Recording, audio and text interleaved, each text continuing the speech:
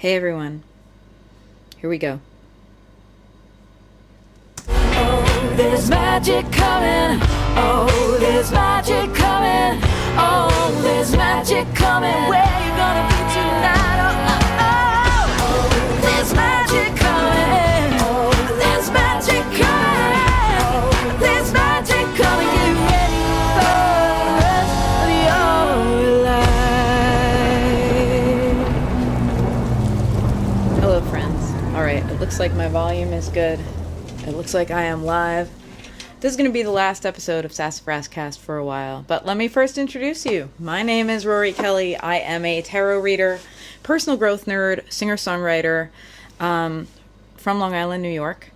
And I started this podcast a few years ago with an intention of finding some community around these psycho-spiritual topics that had become very important in my life and remain extremely important in my life.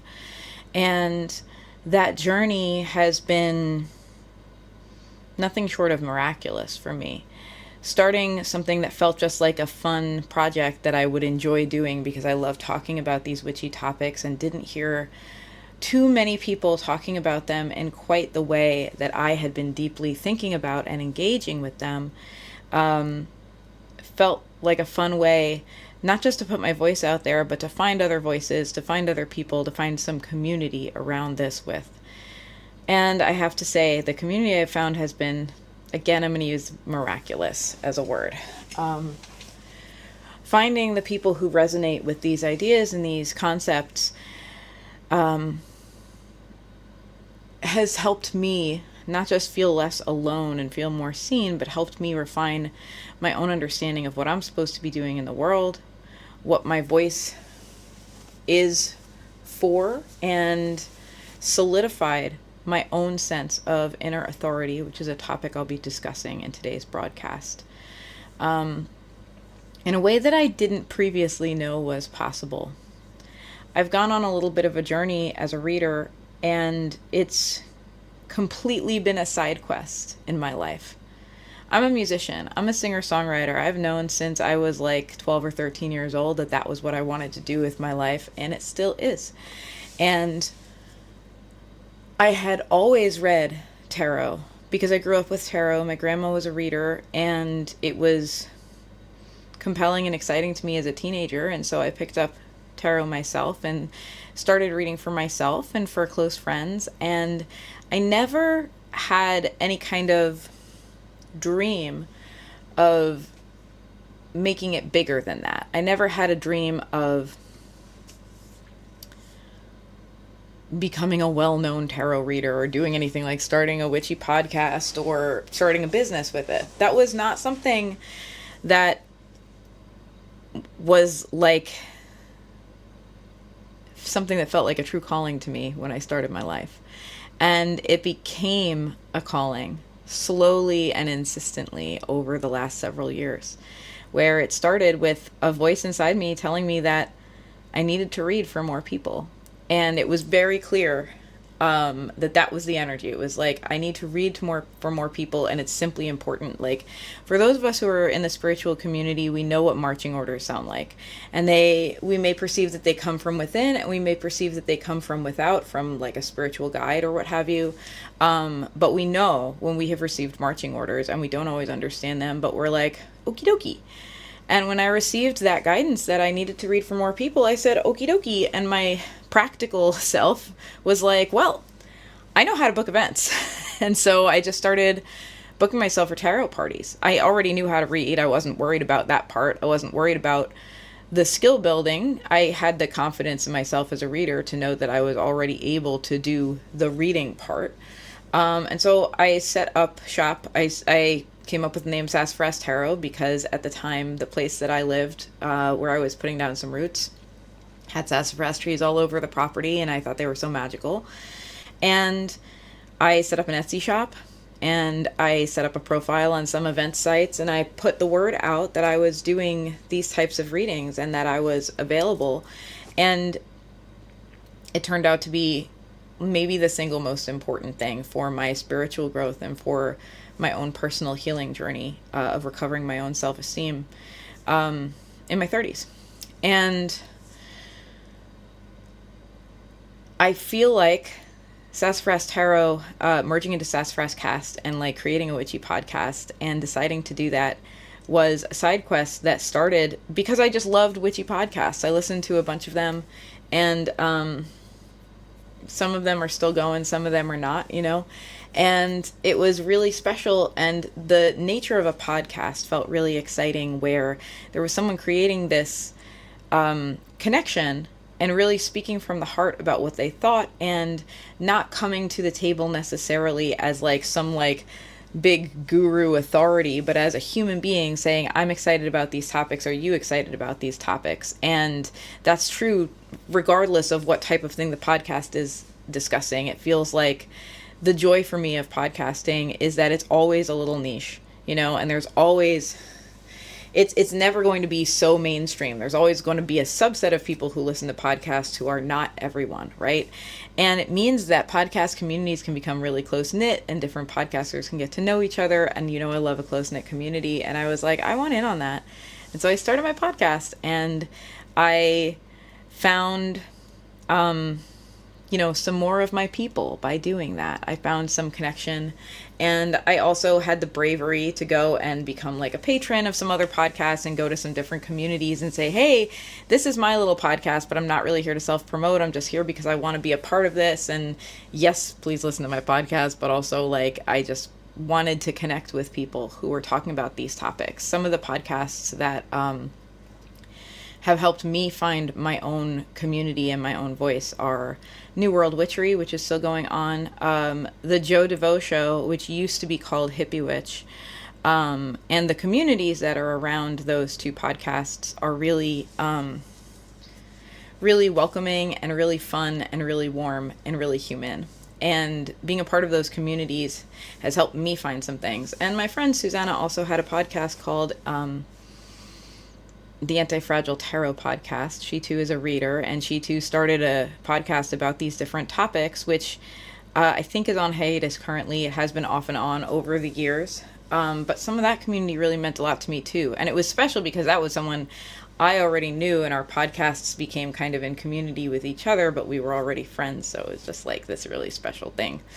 And it was cool to see how my own voice and my own world could expand by just showing up with a microphone and showing up on my computer and putting thoughts and ideas out into the void and saying, hey, this is what I think. How about you? And it's time for me now to share my voice and build my community and keep engaging with that community. I'm not going anywhere. I'm just not making the podcast anymore, in different ways. So I'd like to do a little witchy weather report for you. I'd like to do a shout out to my patrons. And then I want to dive into this topic, which is going to be the last topic of Sassafrascast for now. I was supposed to be talking about how to connect with the element of fire today, and I'm not talking about that anymore because I'm following my inner voice. First, let's do a witchy weather report real quick. I'm going to pull a card for everyone. This is the Everyday Witch Tarot by Elizabeth Alba and Deborah Blake. Deborah Blake is the author, Elizabeth Alba is the artist. And I turn again and again to this tarot deck because it feels cozy and comfy and like home. And if you know me, you know that I think that feeling cozy and comfy and at home is a very, very good place to make decisions from, and that making decisions rooted in feeling anxious and are not often the best decisions that we make. That doesn't mean that sometimes we don't decide to push through the anxiety or push through the fear, but we need to make that decision not from our anxiety, but from the part of us that feels safe enough to speak honestly and earnestly, which I'll be talking about more in the episode. My intention when I pull these cards on the Witchy Weather Report is that wherever and whenever it find you, it has something valuable to say, whether that's right now as I'm doing this live and you're tuned in live with me on October 26th, or whether it's years down the road because you found this podcast. If so, hi, how's the future? Oh God, I hope it's doing okay. Here's our card. It's the Emperor, which is very appropriate for the moment. because I'm talking about finding our authority and what that word does and doesn't mean to me today. The Emperor knows what he wants. Bigger than that, he knows what the right next move is. And he doesn't know because he just knows everything and thinks he's better than everybody. Although the Emperor in reversed can have that type of rigid thinking. The Emperor as a leader, though, has the authority of taking the time to find what is right. What is right for his people, what is right for his community, what is right for who he's leading, what is right for himself. And it is this, I've been thinking a lot in terms of circles, concentric circles lately, when I think about making decisions and who we're meant to be in the world. The inner circle that is just you, solitude, your own light. The inner circle that is like the inner circle of a court, the people who are very close to you, who can be trusted. With very vulnerable things, and that kind of vulnerability goes both ways ideally. And then expanding outward as we reach friends, acquaintances, people that we don't know but kind of know of in our community, to people we've never met before, to the whole world, right? These different circles. And I've heard this described as our sphere of interest versus our sphere of influence. Our sphere of interest being, perhaps a lot bigger than our sphere of influence. We can only influence those in the closer circle, right? But I'm also a big fan of the phrase, think globally and act locally. And the Emperor considers all of this and asks himself how he can be the change he wishes to see. And even more than that, how he can instill the change he wishes to see, because the Emperor realizes that he has more power than just the power to control himself in his own two hands. He has the power of influence. We all have some power of influence. And how we use that and wield that is different from person to person.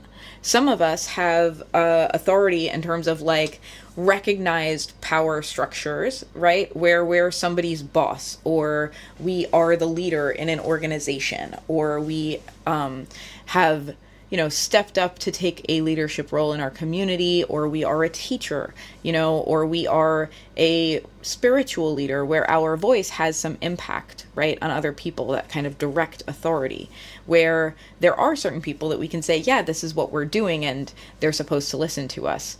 Now, that type of authority still has to be earned, because if the Emperor,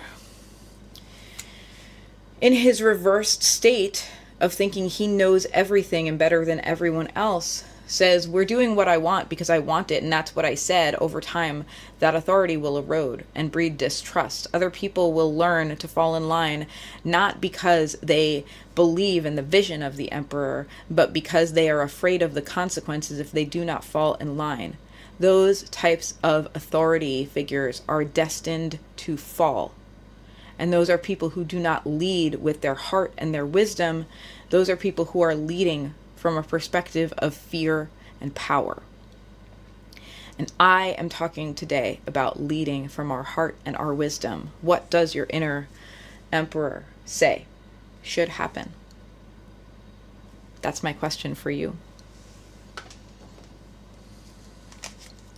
I made a couple of notes before I started this broadcast, so I want to go to them so that I can make sure I'm gathering my thoughts. But first, I want to say a shout out to my patrons. Thank you to Amanda Curry, Melissa Marie Imagery, Rachel Miller, Grayson, Millie Orozco, Ruby, Rebecca Jones, Brittany, Hannah Westlock, Brittany Campbell, and Jennifer McPhail. I know that there are more of you who have been patrons over the years, and I kind of made this spur-of-the-moment decision. What I'd like to do is shout out to everyone. If you've ever supported this podcast, whether as a patron or as a listener, I'm thankful for you. Thank you for being in my world. Stay in it. The podcast is going away. Sassafras Tarot is not going anywhere. And my other experiences, such as the Monday Moon Magic and Meditation Club, which is still a weekly experience you can be a part of, my tarot readings, of course, and my classes and different events are not going anywhere. In fact, part of the reason I'm making this choice to discontinue Sassafrascast is so that I can focus more fully on the work that I truly believe with my heart that I am meant to do right now in my community, and I hope that you will be a part of that with me. So, let's get into this, finding your quiet inner voice and letting it lead. Today I was supposed to be talking about working with the element of fire. I started a series about working with the different elements, earth, air, fire, water, and spirit, a little bit ago, as a way to kind of give myself an easy way to get through my busy season, because I knew I could talk about each of those topics and had passionate things to say about them.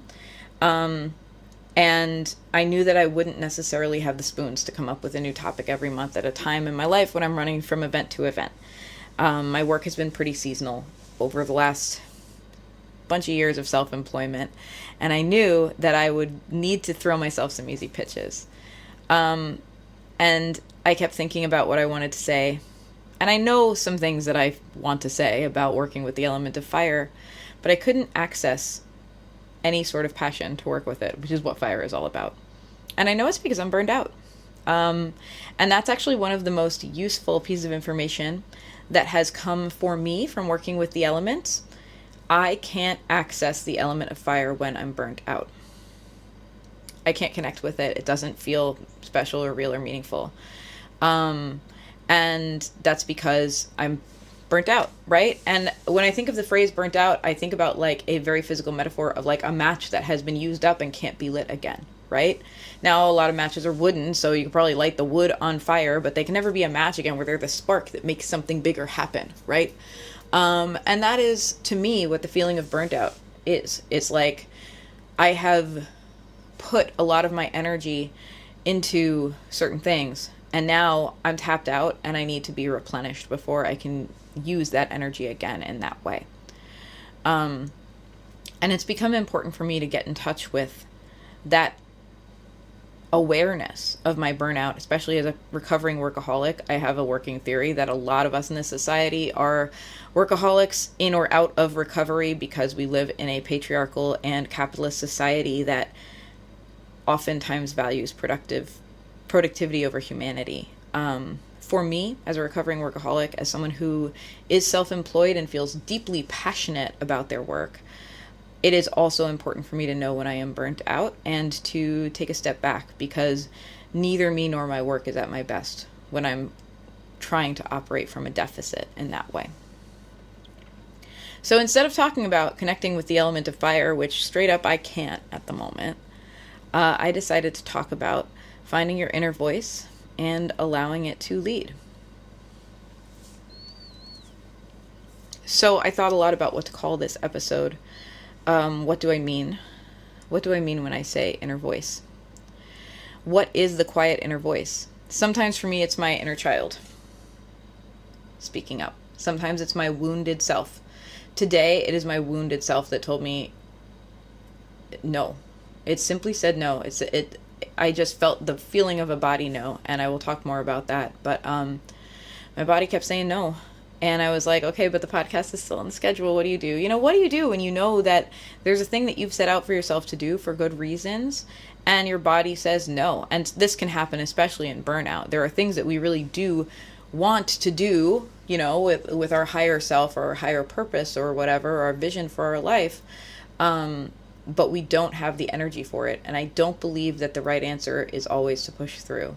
And I've lived most of my life trying to push through anyway and be like, well, this is what it's like to be disciplined. This is what it's like to be an adult. Sometimes you do what you don't want to do. Yeah, sometimes. But I find that when you keep pushing and pushing and pushing and pushing and pushing, at some point there is a breaking point. And it doesn't help. And sometimes you have to listen to the inner no. So sometimes the inner voice says no. Sometimes it says yes. Sometimes it says a whole variety of other things. And I think that inner voice can be different parts of myself speaking up and needing attention. And I think that the wounded part that was speaking today and saying no needs to lead some of the decisions on its own healing. Sometimes the inner voice is just the quiet parts of my introverted heart, which can't come out when there's too much noise and too much demand to perform. Sometimes it's not fully inner. Sometimes it feels like a download. Sometimes it's a spiritual type of knowing that maybe comes from a deep listening to my guides or to, I don't know, I think of it as the web of connectivity, So what I'm talking about truly in this episode, and I chose not to name it this for reasons, is about finding your inner authority and letting it lead. Authority is a tough word right now, and I thank the Emperor for coming up in my tarot deck and letting me talk a little bit about this in the Witchy Weather Report. Authority is a tough word as we watch the spreading poison of authoritarianism take hold in America right now. And when I speak of inner authority, I am not talking about authoritarianism. I am talking about us accessing the part of ourselves that speaks our truth honestly, without trying to spin it, without trying to mold it into something more friendly and easy and familiar, and without an agenda other than naming what is true and naming what seem to be the next steps towards the pursuit of betterment. And when I say even words like betterment, I struggle with, because different people have different opinions on what that means, and some of them are not kind. And so for me, it's about evolution and evolving into living more truthfully and living more earnestly and living in a way that allows us to feel that we are joyfully using our gifts to better the world. I'm not talking about leading from the ego, which is what many people associate with authority. I don't like demonizing the ego, as you may know. I think it's an important part of our personality, and just as I think that anger is an important part of our emotion set, and that both have something important to say, the ego and the emotion of anger both tell us when we need to have better boundaries, and they both tell us when we need to show up for ourselves in a bigger way. I think those messages can be important. And as with anything else, when we allow those parts of ourselves to take the wheel, things can get out of control. This is also true with other parts of the personality and other emotions. If the id or superego was taking control all the time, we would also have different types of chaos. And if our other emotions, such as fear or even joy, were taking the wheel all the time, we would lead our way into an unbalanced life. So no, I'm not talking about leading from the ego, but no, I'm also not demonizing the ego. The ego is not something for us to get rid of. It's a part of ourselves to be at the table, to be considered. But I don't think that being bossy and rigid and thinking that you are right and more right than other people has anything to do with our true inner authority.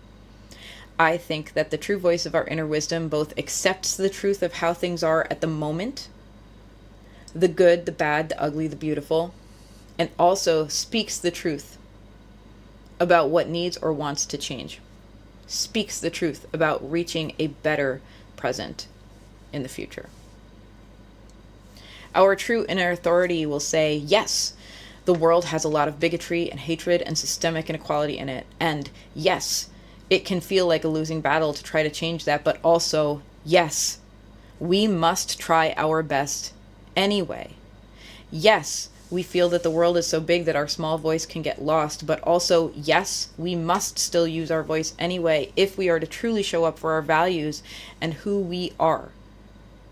Our true inner authority acknowledges the complexity of the truth and still challenges us to do our best for what we know is right, to live our values. That is what our true inner authority does. It says yes to what is. And it also says yes to walking the path of making what is better. That also means that our inner authority must at times say no. I have a fundamental disagreement with people who teach manifestation and say things like, the universe doesn't understand negativity. It will manifest all the things you're resisting because by focusing on them, you're giving them power. If you say, I don't want this, the universe will give it because it doesn't understand the word don't. I think that's toxic bypassing, and I think that it's very important to be able to say no and to be able to identify what we do not want to see. And I also think it's incredibly presumptuous to think that you know the laws of the universe. I think it's foolish to presume to know in such a black and white and factual way what something so all-encompassing and simultaneously vague as the universe is doing and doesn't understand. And I think it's especially presumptuous to feel that the entire universe has a worse understanding of language and grammar than you do. And I think that presuming to know the laws of the universe does not come from our true inner authority, but comes rather from a fearful desire to have the illusion of control in a world that feels so big and unchangeable. And I think that a healthier relationship with belief is one where we practice the scientific method and we say, it seems that when I do this, this happens. It seems that this is a common thing that happens. It seems that this is a law of the universe, whether we're talking about gravity or whether we're talking about how to manifest change, or whether we are talking about magic, or whether we are talking about engaging with other people socially, right? I think that the healthiest way for us to engage with those things is to say, it seems this, let me test the theory. And if I learn something new, let me be open to my old idea being a little bit incorrect and expanding my mind so that I can get closer to what seems to be functional. Being willing to be wrong and learn more. We must listen when our inner voice says yes, and we must also listen to it when it says no. And to tell ourselves, we're not allowed to say no, we're not allowed to say don't, we're not allowed to think negatively. It's victim blaming, and it's unkind. And it denies our right to take up space, and it denies our right to know what our boundaries are. We have to listen when our inner voice says no. Today, my inner voice said no to me. It said, I don't want to do the things that you have set on your schedule. I don't want to make a podcast. And I sat down and I journaled about it because I didn't know what else to do. And I didn't have very much time to journal. I had like a few minutes because I had to get the podcast ready.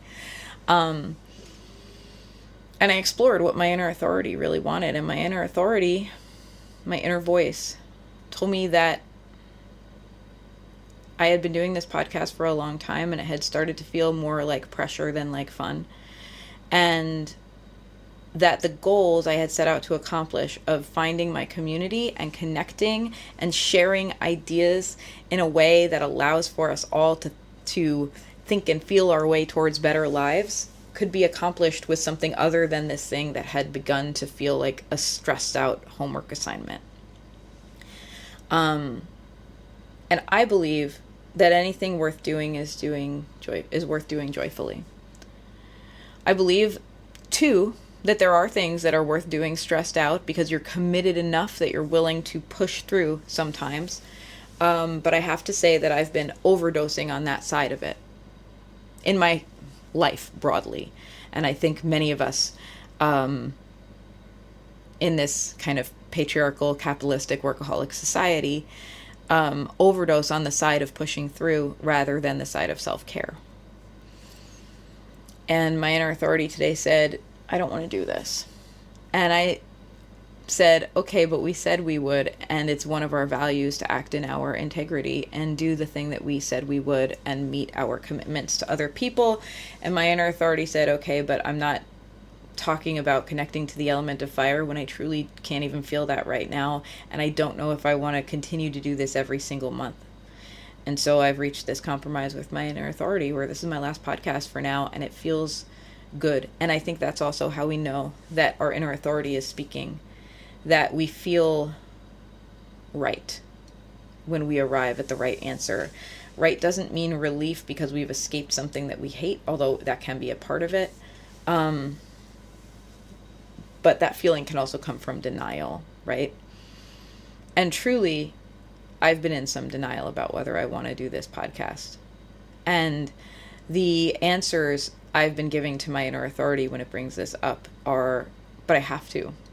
And when we feel like we have to do something and that's the only reason we're doing it, I start to question it. Because I don't think that's coming from our inner authority. I think that's coming from something else. Sometimes we do have to do things we don't want, you know? But I do think that there's flexibility there and it's not as black and white as all of that. And I asked myself today if I have to do a podcast in order to have the community and connection that I want, and the answer was no. And in fact, I think that putting this podcast on hiatus, and by the way, if you're a patron, I'm going to pause the Patreon so that you don't get charged anything starting November. And I'm putting all of that, all the patron stuff on hiatus as well, because mostly that stuff was connected with the podcast. So if you, I'm going to keep the Discord server going. In fact, I might open it up and let more people come and join our community, and make it not a patron benefit, but just a meeting place.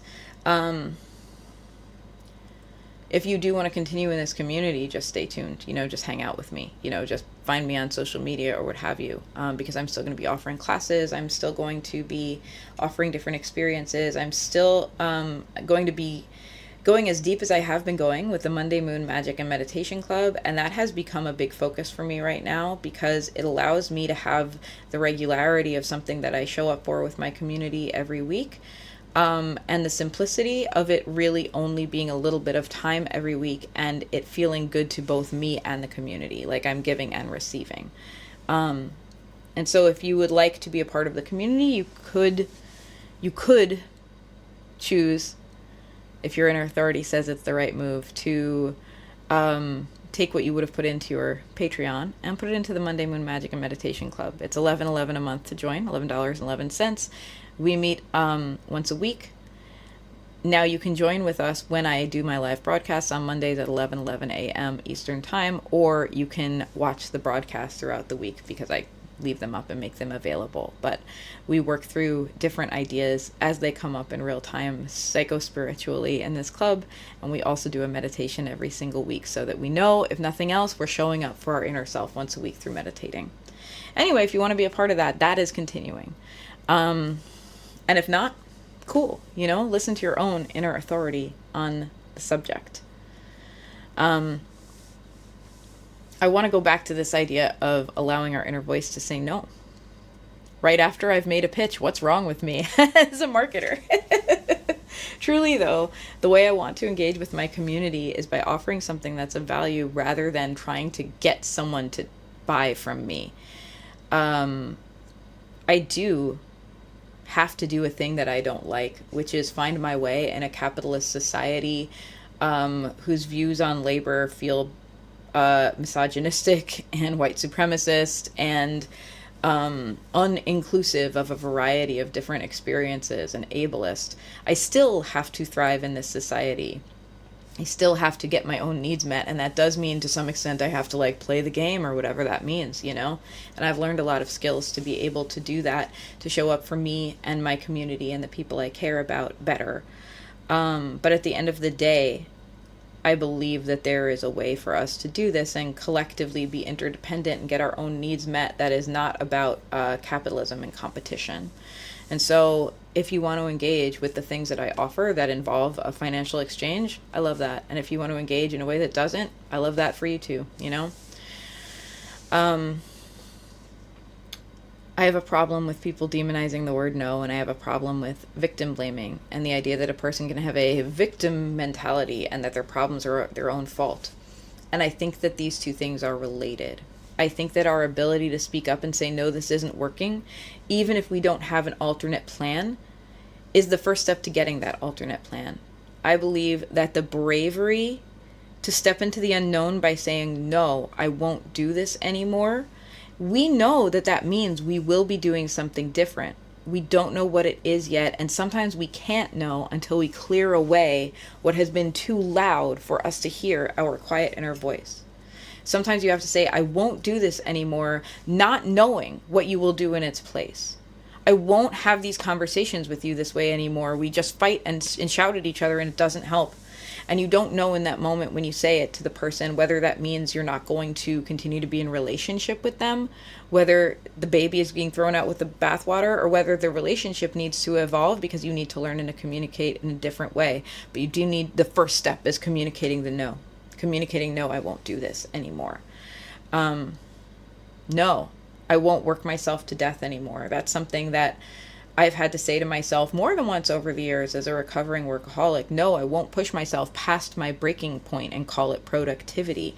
And every time I say it to myself, it's absolutely terrifying, because the way that my own programming works is to tell me that I will not be able to pay for myself to live unless I give more than I have to give. Now, that's my own personal shit, although I think a lot of people share it. But I've had to be brave enough to say, no, I won't act on that fear programming. Instead, I will find another way. And saying no comes before finding the other way. Because, spoiler alert, you can't simultaneously be working to yourself past the breaking point and find a more different way to provide for yourself. That just leads to more workaholism.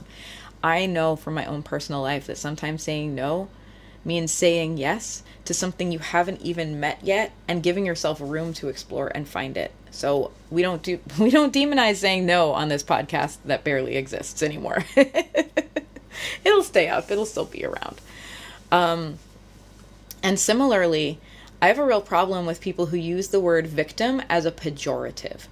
I think you've heard this happen. I think you have heard people say, I'm not a victim, I make my own choices. And that is an attitude that plays into the current status quo and plays into the current power structure and all of the inequality that is baked into it and the iniquity that is baked into it. To say, I'm not a victim, I make my own choices, says that someone who doesn't have the same choices and options of you is a victim and it's their own fault. It's victim blaming. It says that anyone who has been victimized, in other words, people who have been abused, people who have been assaulted, people who have been harassed, on some level that it's their fault because you're not a victim and you make your own choices. And it is it's the thing that I said earlier about authority versus authoritarianism. It does not come out of your inner wisdom. It comes out of the fear of being in a world where you cannot control everything, and so you try to give yourself the illusion that you can. Punching down and saying, I'm not a victim, I don't do this, you're acting like a victim, is first of all an act of bullying to anyone who truly has been victimized, and secondly an act of bullying to yourself. Because it's saying, I am choosing the false bravado, the false feeling that I have control over all aspects of my life, which I'm sorry, I love you, but you don't, over the truth of the situation, which is scarier and requires me to embrace the unknown, but because it requires embracing the truth, does actually allow me to make better, more effective choices in the long run. So we're not doing victim blaming, and we're not doing no shaming. We're allowing our inner voice to say yes or no. We're allowing our inner voice to be big or small. That's very important. The voice I had to listen to today was very small. It felt very small. I physically felt like my body wanted to curl into fetal position and be small. And one of the people whose teachings has meant a lot to me and made a big impact on me in the past few years is Kasia Urbaniak. You can look her up. I'll put it into the show notes. She teaches about power. And she talks about the fact that neither big nor small, there's not a moral judgment on this, but we are meant to expand and contract throughout our lives rather than stay stuck in one state. Trying to stay stuck in our bigness is what leads to things like victim blaming, is what leads to things like authoritarianism. I'm right, I'm big, I am powerful. It ultimately leads for us being like, I'm too afraid to be small, right? And limits our decision making. And trying to stay stuck in our smallness, of course, means that we never get to break out and experience what we were capable of in our bigness. And that both things are part of a complete life. The tide has to have a low tide and a high tide. Our breath has smallness and bigness baked into it. We cannot always be inhaling, taking in, creating, manifesting, because our lungs get full and the air gets used up and there's no more room to inhale. We have to first exhale to take another inhale. And I often talk about the breath cycle. I talk about this a lot in the Monday Moon Magic and Meditation Club. Aligning the breath cycle with the moon cycle, which doesn't mean you should only take a breath every moon cycle. That's not enough breathing. But the idea is we have the inhalation, which is like the waxing moon, where we are filling ourselves with air, physically expanding. And we reach our peak bigness like the full moon at the top of our breath when our lungs are full. We can't stay there forever. We have to let go and release. And the release is like the waning moon. And then we land in our smallness, in the out breath. We can't stay there either. We have needs. We're going to need more air soon, right? And then we inhale again. And life is movement. And that is something that Kashi Urbaniak has taught me, which is that the things that are most alive move and expand and contract and evolve, don't stay stuck in one state. And so we're not smallness shaming. Our small self, our small voice, is as important as our big self and our big voice. We're also not bigness shaming. We're not shaming ourselves for being tall poppies or sticking out. All parts of ourselves are needed to be in our highest authority. Again, that sacred authority that comes from inner wisdom, and to use our gifts in the way that they are meant to be used. I had to listen to a very small voice that said, no, no, no, no, no, no, no. I'm scared. I don't want this. I had to give kindness and gentleness to that voice to let it come out and learn what the next right step was for me. I'm moving into Which You Got This, which is where I take the ideas I'm discussing in the episode and I make them practical. Today, I want to talk about finding your most effective level of self-care, because I have found that my own inner authority comes out with enough self-care. Now, I don't know if this is true for everyone, and I especially, like, the word self-care can mean a lot of things to different people, and I like that. I think that we need to acknowledge that we need different things at different times. There are times when self-care does need to look like a kick in the ass. There are times when self-care does need to looking at the hard truth of a situation and facing something that we've been avoiding, right? And there are also times when self-care needs to look like being very gentle with ourselves. And the very ambiguity of it means that self-care language can be hijacked by people who would have autonomy over other people, by people who would use their power and abuse their power and look at authority as something that means they are in charge and other people do what they say. I have been very personally involved with people like that, and also on a broader sense politically, I'm watching that mindset play out in real time. Would I say that a harmful person needs more self-care when so much of their existence is essentially selfish? Yeah. And their self-care might indeed look different than my self-care. Some of my self-care means reclaiming my voice. Some of their self-care might mean making room for other voices, right? However, at its heart, I do believe that that type of authoritarianism, that type of self-centeredness comes out of fear, comes out of the fear of not getting our needs met. Now, some of us make ourselves smaller out of fear of not getting our needs met. Maybe if I have fewer needs, it won't be so bad for people to be able to help me meet them.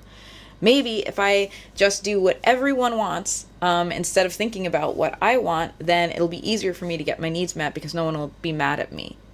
And some of us seek to get our needs met by being in our bigness, by being a bully, by saying, well, if I just make it my way or the highway, and if I make there be friggin' repercussions to you not meeting my needs, you're gonna meet them. And that's where we have authoritarianism, right? That's where we have authority that comes not from wisdom, inner authority, inner truth, but comes from fear and bullying, and saying, I will find someone with less power than I have, and I will make it really black and white for them that I treat you well if you do what I want you to do, and I treat you bad if you don't do what I want you to do, and because I have more power in this current paradigm, I can do that. But I do think ultimately those people still need self-care. They still need the self-care to come to their inner wisdom, and perhaps it's different things that will bring them back to their inner wisdom, because they're not in it. And so that is, for me, it's the crux of finding our inner authority versus this external idea of power-based authority. And self-care will look like different things at different times, and it should look uncomfortable. For me, the self-care that is uncomfortable is doing things that a lot of people demonize and consider to be a waste of time. It's giving myself downtime. It's giving myself time to do the things that I really love. It's letting myself sleep in. It's uncomfortable for me to do those things because I have this inner programming that makes me feel like I'm not doing anything productive enough or good enough if I do something that's just for my own pleasure, just for my own joy, just for my own care. That my value is only measured by whether or not I'm making other people have a better experience. And so if I do something that's just for me, that's like valueless and not a good thing to expend my energy on. This is me being vulnerable and telling you a thing about my own inner programming. And I have in the past been vulnerable and shared about my inner programming and had selfish people use it against me. And yet I can't allow it to make me pretend not to have vulnerability, because I know that the crux of why I'm here on this planet is to share these experiences and make space for others to share vulnerably as well, and create connection through vulnerability rather than through avoidance. I know that that is what I am meant to do. It's what I'm meant to do with music. It's what I'm meant to do with tarot. It's what I'm meant to do with my communities and my classes. So I share vulnerably here, and I have strong boundaries, you know? The second I see that someone wants to use my vulnerability against me, I can no longer make them welcome in my life, because they're not compatible. I have to say an inner authority no on that. They're not compatible with my true life's work of finding connection through intimacy and vulnerability.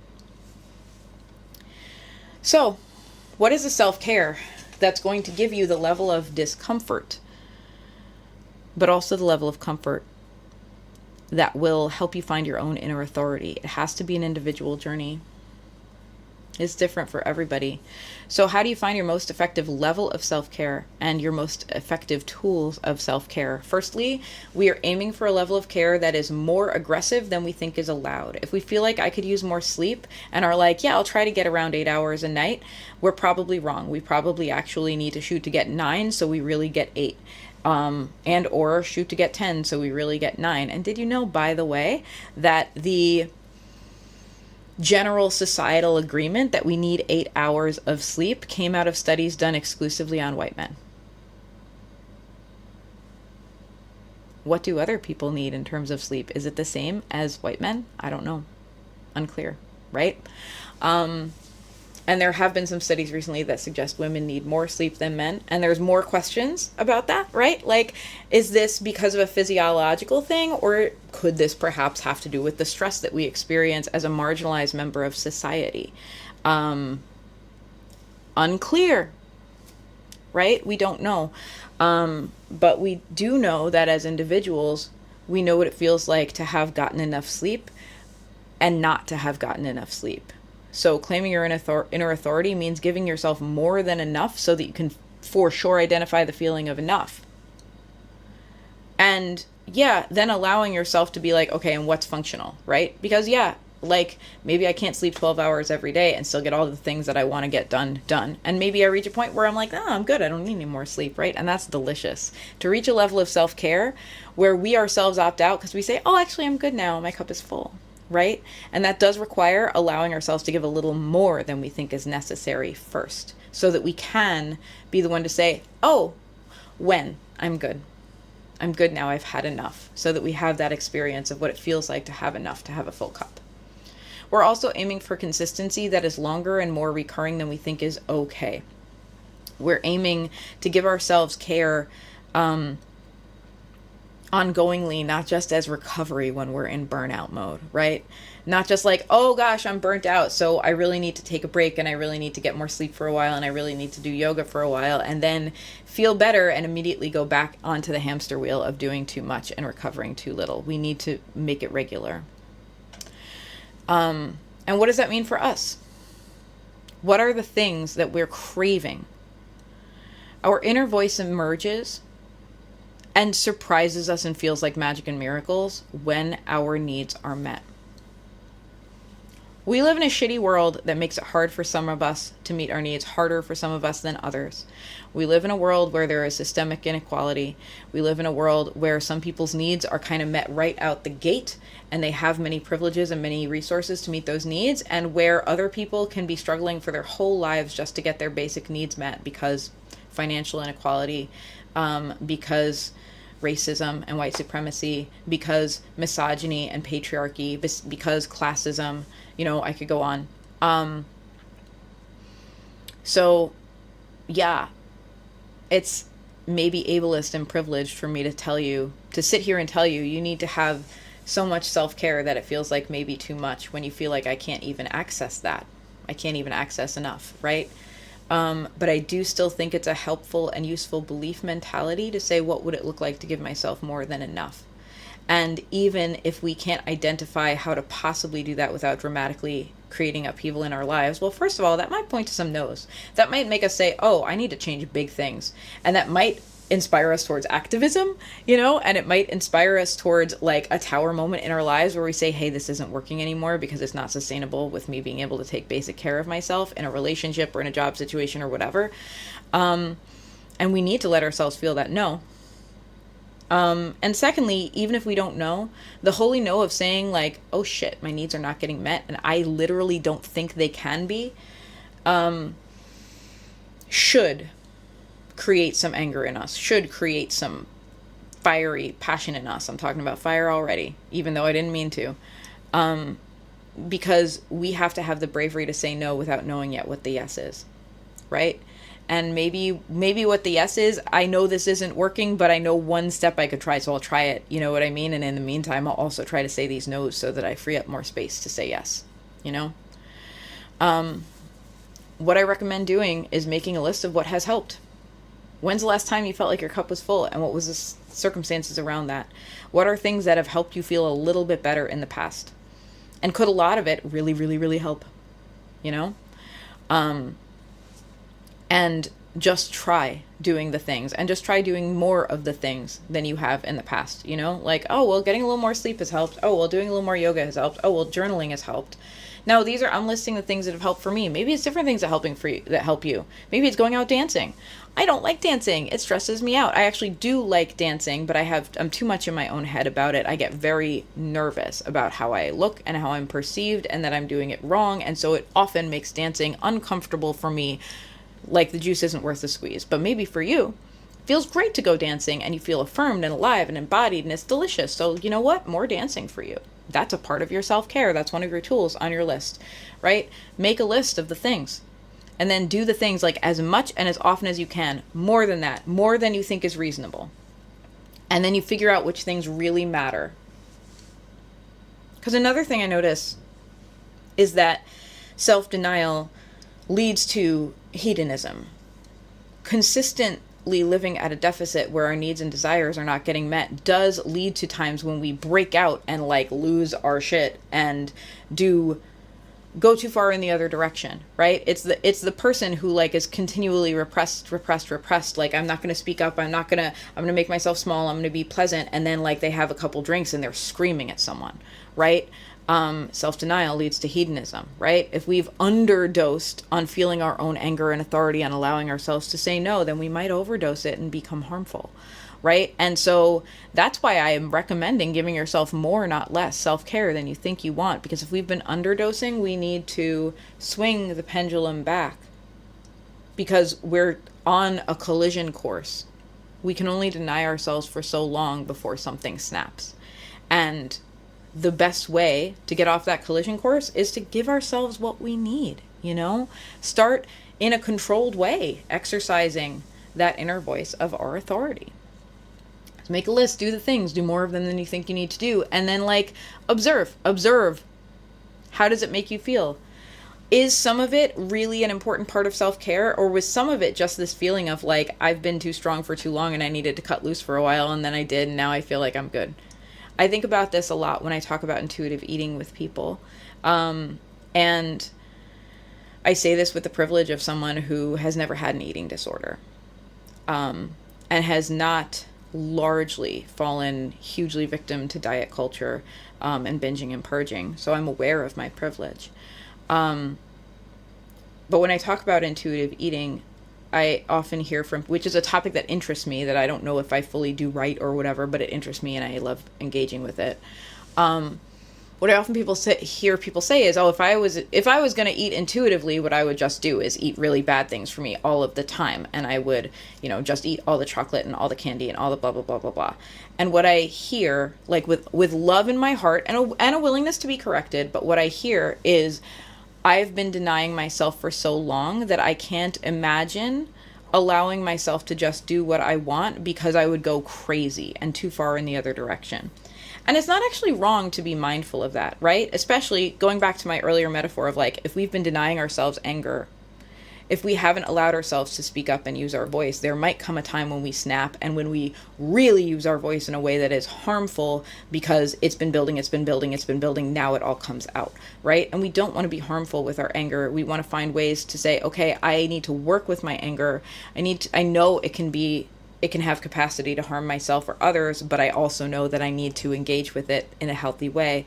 And we can do that bit by bit and allow ourselves to experience it. And similarly with intuitive eating, if you feel like, no, the second I start to think more intuitively, I know I'll lose control.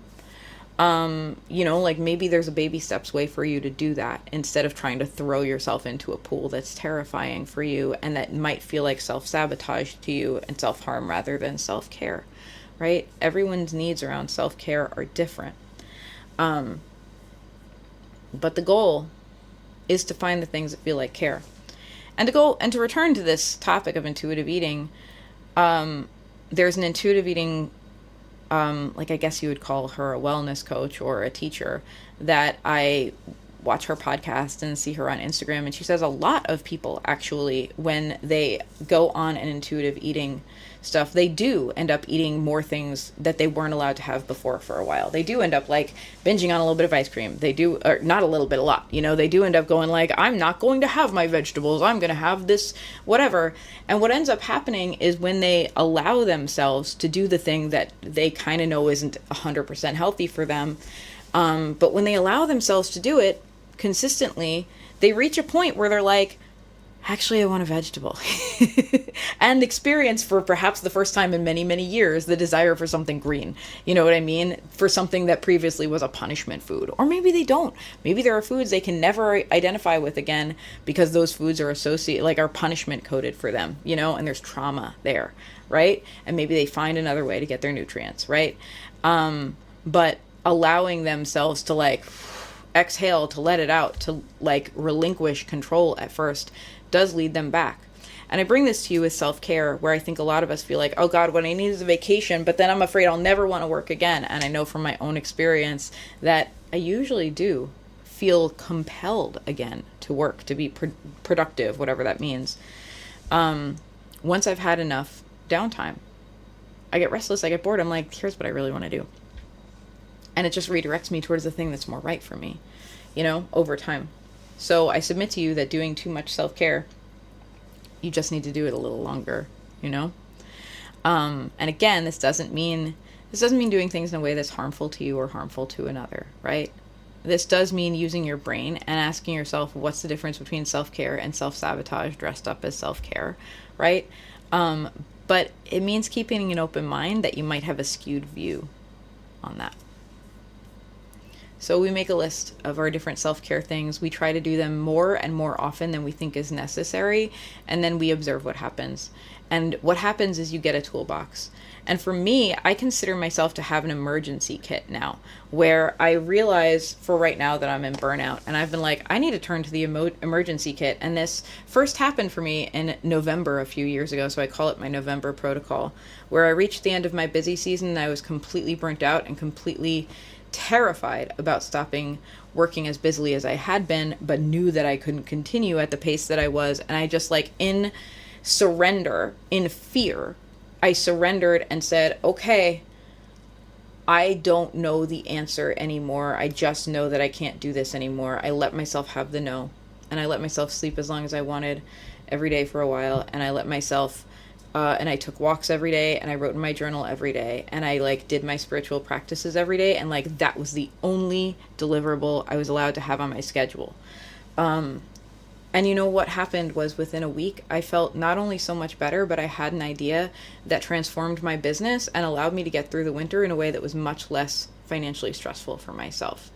And because I let myself have the space of that time, when it came through, it didn't feel like, oh God, here's one more thing I have to do. It was like, oh, I would never have seen this if I continued on the hamster wheel.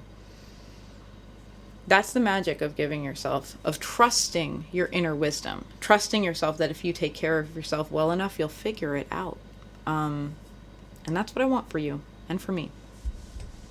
In the bonus episode, by the way, I am going to be doing a meditation where you have kind of a round table of inner voices so that you can find what is and isn't your inner authority and allow all those voices to have a say. The voice of your inner child, the voice of your ego, the voice of your fear, the voice of your inner demons, right? Allow those voices to have a say, and then like have a discussion with yourself to land on what is truly your inner truth. Sometimes making room for the cacophony truly listening to each part allows us to say, okay, here's what feels like truth, and here's what feels like a fear thing, and here's what feels like a trauma thing, and here's what feels like this is an anger at having my needs unmet for too long thing, and here's what I think I can do about it. For now, I recommend that you listen to yourself and observe. I love a journaling practice. Personally, I think it helps me slow down enough. For some people, it's meditation, specifically Vipassana, where you listen to your thoughts, and rather than trying not to have them, you simply allow yourself to slow down and notice exactly what they are, and not try to fix them. But during the course of it, it does let you say, oh, I'm thinking this because I'm afraid of this or whatever. Like, it gives you that awareness to let yourself slow down and find the inner truth amidst the inner noise, which is plenty, you know. That's just human nature. So, I want to thank you for spending time with me. I want to thank you for spending time with me over the years that this podcast has been active. I'm like looking at my show notes, and it's like, if you like this podcast, please rate it and review it. Do whatever you want, guys. If you want to go back and listen to some of the old podcasts, have a great time. If you want to stay in touch with me and stay in my community and keep working through these topics together, that's the shit, man. That's why I'm here. That's why I started this podcast, and conversely, it's why I'm ending this podcast. So find me, follow me at Sassafrascast Tarot on all the social media. Basically, I'm not on X because I had to abandon ship, but I'm on TikTok and YouTube and Facebook and Instagram, and Twitch and Threads. Find me, follow me. Let's be in community together. If you want to do more things with me, I have a Monday Moon Magic and Meditation Club that I do every Monday. It's $11.11 a month. If you want to be a part of it, we get together and we meditate once a week. And you can do this asynchronously on your own schedule, even if my schedule isn't, the same as yours. And still have the benefits of being in a community, being in a group of people who are all working for this. And let me tell you, that club is really, really close-knit and really, really loving, and just the gentleness of being embraced by a community like that has been very, very healing for me, and I know for the people involved. If you want to just, see what's up, follow me on social media. I post different readings. I do the witchy weather report. I do different challenges, especially when I'm launching a class. I'll do often a free challenge where we all get together in community and explore a topic. Coming up, I'll be doing something on creativity, magic, and self-care. So stay tuned for that. And if you want to talk about these topics, you can reach me on any of the social medias at Sassafras Tarot, or sassafrastarot@gmail.com. Here's how to spell that.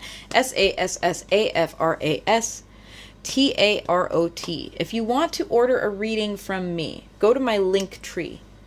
Linktree, linktr.ee/Sassafras Tarot.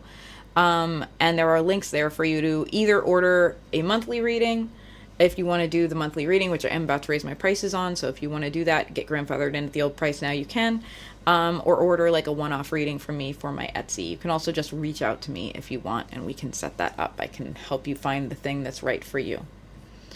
Anyway, thank you for being a part of my world. This podcast has been a wonderful ride. And I'm getting off the ride now so that I can ride the other rides that I know are right for my future. But I'm leaving it up, and I hope it has meant something to you as it's meant so much to me. And until next time, have a wonderful